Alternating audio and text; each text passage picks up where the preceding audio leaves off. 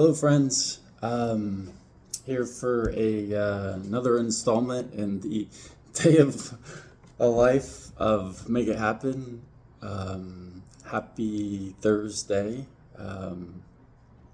It's a beautiful day today. I hope y'all are having a good day, a good week. And I'm sitting down, and my intention is to do a video on sharing a little bit about my process struggling with addiction and in recovery. And I wanted to do that because my story is intrinsically connected, like where I am today, my experiences, my previous employment, my mission moving forward, my experiences in the past are all tied in with, being a person that has struggled with addiction, and also being a person that has greatly benefited from experiencing recovery, treatment, etc. And so it wasn't my intention this morning when I got up to do this video. I was thinking I was going to do a video about, your passion and engaging in your work process, and so that'll come. But I've been really intentional about doing a meditation and a stretch every morning. And I just have this really strong sense in knowing that I need to share the story. And in part, my experience and why I'm doing these videos too is because I believe that, not only is it therapeutic for me to kind of share my story, experience strength and hope, but that it connects with other people. And I know that in some of the feedback that I've been getting from folks that have seen my previous videos, that it's been beneficial for them to hear my truth and my honesty. And, although it's a vulnerable thing to do, I feel that it's important. And at the end of the day, if one human being connects and relates and appreciates and doesn't feel alone and feels connected because of the story that I share and my experience, strength, and hope, then it's all worth it. Because at the end of the day, I certainly don't want to be doing this alone, and I'm not. I've had an incredible amount of support, and so here I am to tell this story. So for those of you that don't know, I'm a person that benefited from being introduced to recovery very early on in life. Once I graduated from high school in '94, so I'm aging myself, I went off to college in Rochester, and I discovered the bars, I discovered the gay community, I discovered that there's always a reason to go out and to engage in drinking and using substances and partying and having a, quote, good time. And so I ended up not making it through my second semester in college, and this was a community college, and I ended up moving back home. And although my family was incredibly supportive, it was kind of devastating to me because all my friends were kind of going on and doing their thing, and I felt very lost and confused and discouraged. And so the substance use continued, and long story short, I benefited and was able to get connected with a community health provider who then connected me with a drug and alcohol counselor. I did go and do a brief stay in an inpatient psychiatric hospital because I was struggling with suicidal ideation at the time. And then there was this recommendation for me to go to a drug and alcohol rehab, and which my folks paid for in Elmira, New York, and it was called New Dawn. And that was my first exposure to recovery from drug and alcohol addiction. And quite honestly, when I got there, the 12 steps were on the wall. And for those of you familiar with that program, and the second and third steps, we start getting into a higher power and God. And then you see God a lot. And I was somebody who was raised Methodist. Thank you, Mom. Love you. And I appreciate the Methodist Church and its teachings. But I don't necessarily align myself with a specific religion. And I had always struggled with my own identity too, as far as, being somebody who identified as gay, and then the whole church, religious community, and how they feel about it, etc. So it was hard for me to think about, engaging in this higher power type of situation while also giving up drugs and alcohol. It didn't make any sense to me. And so I got through my first rehab, and it was suggested to me to move to Binghamton, where I could also engage in 12-step recovery, where there was an LGBTQ plus recovery community in existence as well, which was great. So I said, sure. And so also there was a halfway house, so I had a place to go live, and I didn't necessarily have to go back into the same situation where I was struggling with depression, etc. So I did it, so that was kind of my first big move. I left Bath, New York, and I moved to Binghamton, New York for recovery and into a halfway house, and I applied for public assistance, Medicaid to pay for it, etc. And so there I was.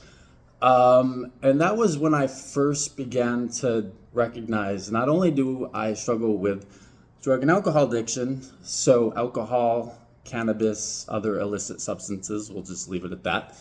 But sex addiction is a very real thing for me, and I know that might be hard for some people to hear. But I think it's true for me, and it's certainly true for other people out there.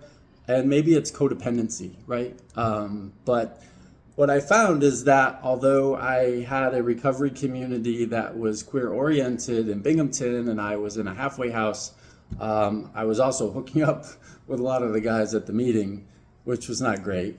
And I was also acting out in the community, which led to me basically breaking curfew one night and getting kicked out of the housing program that I was in. And then I was homeless on the streets, and I was 21 years old, and I didn't quite know what to do. And so, not everybody knows this, but so I walked down the streets, and I basically tried,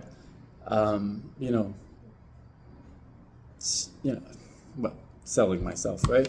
But I've never been very good at making money or charging people. I tend to like to give to others, and so I wasn't very good. Actually, I just, I don't want to get into it, but I hooked up with a couple people anyways, never charged anything. But I ended up meeting somebody picked me up off the street. Oh my God. And so I ended up moving in with him, and it became a relationship that I was involved in for like 8 months. And within a couple months of hooking up with this person, moving in with this person in Binghamton still, I got introduced to a drug substance that I had never used before. And, pretty quickly I went from being relatively healthy to, I was like 115 pounds. I was psychotic. I could smell urine. I was unable to be employed. I wasn't able to support myself. And I was a hot mess. And the person that I was living with was not enjoying my company anymore either. And so I exited stage left, and I had a little bit of money to buy a carton of cigarettes. And I walked down to the local hospital, and I said, I'm a person that struggles with recovery. I'm an addict and alcoholic, and I need help. And this was 1997, April 19th, 1997. And well, the 18th, 19th. And, fortunate for me at the time, there was an opportunity for me to go to a local crisis center where I was able to secure immediate shelter and housing while also getting back onto Medicaid and then back into treatment, and eventually ended up going to Conifer Park Rehab just outside of Schenectady, ironically, soon after that. And so what started an 8-year recovery journey for me in Binghamton, and it was incredible. And so I would say that I primarily focused my recovery in many of those early years by going to 12-step recovery, specifically around alcoholism. But that was the community that I connected with at the time, and it helped me build my recovery. I had an incredible sponsor. His name was Charlie. He had 20-some years in recovery. He was also identified as gay, but was very appropriate with me and was an older gentleman. And so, but for the grace of God, I started to kind of piece together a recovery process in Binghamton, and ended up going on and getting back into school and getting my associate's degree, and then did well enough in school to then transfer over to SUNY Binghamton, where I was able to get a bachelor's in human development. And all of this time, as I mentioned, when I first got introduced to recovery, I struggled with this idea of a higher power, right? Like, what? Not only do you want me to give up drugs and alcohol, but you want me to believe in God. But, slowly I began to realize that there was a power greater than myself. A halfway house, right? People in meetings, just lots of love and support. The fact that, public assistance existed, that housing existed, that financial aid existed, that public transportation, like outside of me, something greater than me helped me to achieve things that were important to me and helped me become a more fuller human being, and gave me a sense like I was getting to a place where I was able to contribute more to society. And so I began to develop faith and trust, that the universe exists, that I have a higher power, and that, I'm in good hands, and that I just have to get better at not destroying things and blowing things up. So fast forward, I decided to move to Albany, where I could get my master's in social work. And so I did. I relocated to the Albany area, and I continued to engage in the recovery process.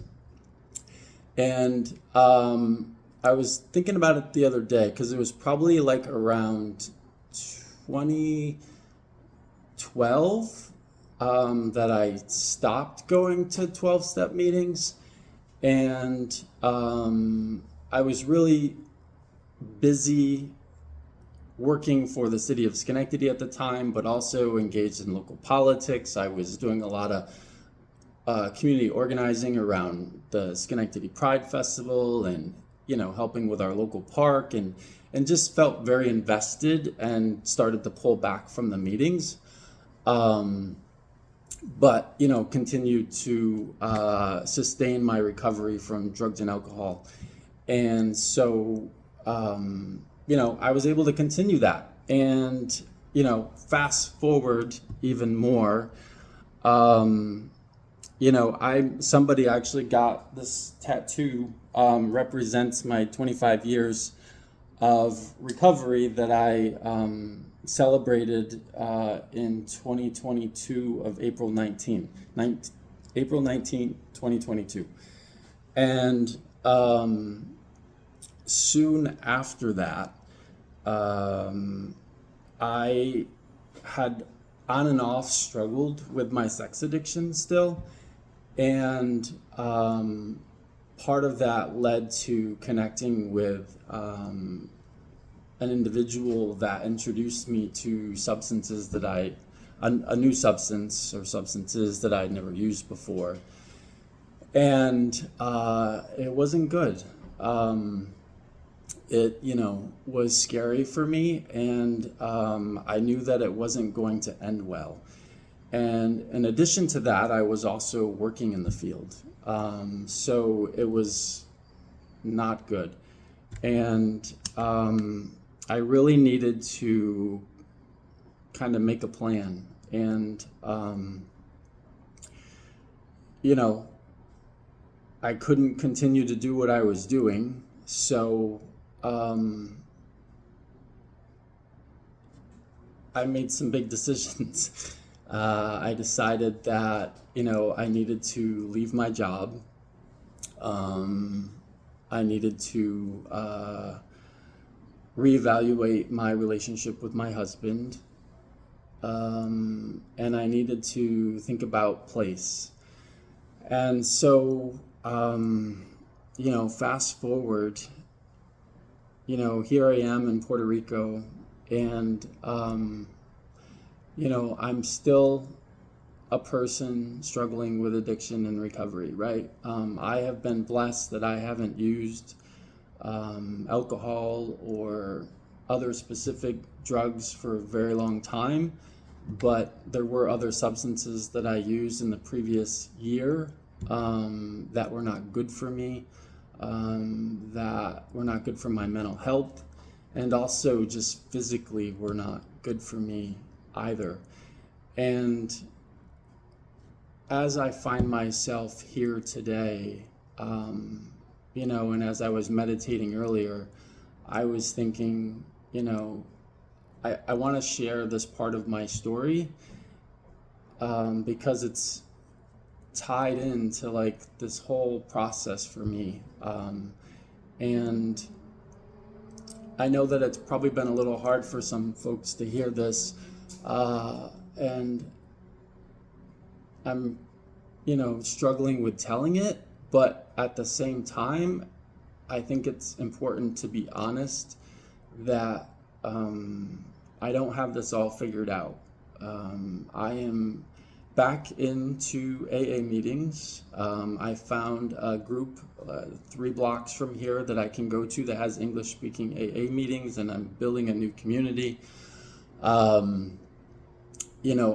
continue to engage in couples counseling with my husband and have regular contact with him, and he has been amazing, including, my family has been very supportive, and other folks out there have been incredibly supportive. And so all of that has been really helpful. But, this is a challenge for me. It's my life's challenge. It's my life's work, right? Is this drive to continue to engage in the present, to avoid these distractions, right? So to, not go out and go shopping and spend lots of money that I don't have, or to go out and have lots of sex and get affirmation that way. And to just try and be present, to be honest, and, stay focused on things that are important to me and that are going to help me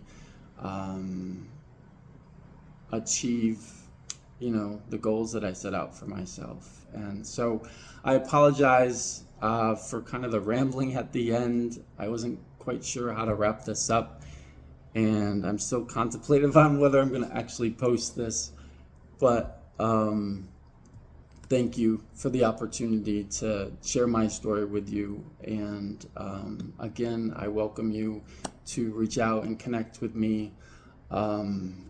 It's hard to do this, but I know that, sometimes other folks benefit from hearing my story, and I certainly benefit from hearing from you as well. And I would encourage you to, take good care of yourselves.